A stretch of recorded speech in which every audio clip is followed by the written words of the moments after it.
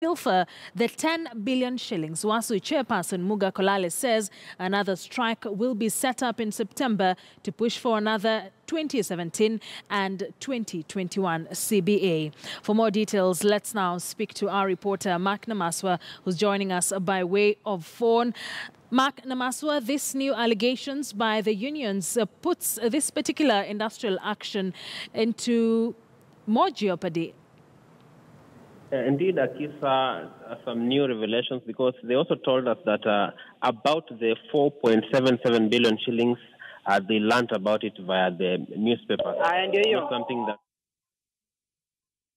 But today also they had to march onto the road up to Jogo House to meet Ministry of Education officials, but that was not possible because they did not have the requisite permission and permits to be able to picket or to demonstrate on the road. But at the moment, I'm at the University of Nairobi's main campus, and they are camped outside the court here, outside the VC's office.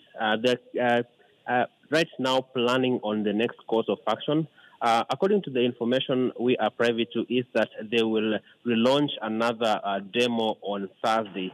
So at the moment, they are still discussing and strategizing on the best way forward in their push for the 2013-2017 CBA to be implemented. Back to you, Akisa. So with the 4.7 billion shillings that Cabinet Secretary for Education, Fred Matiang'i, said that it was half the money and they will be remitting the rest as the time goes by for the 2017-2018 financial year.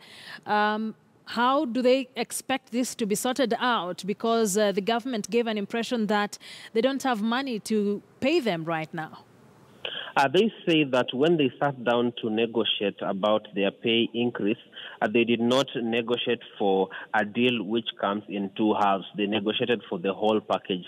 So they say they are still going to push for the whole package to come out to them.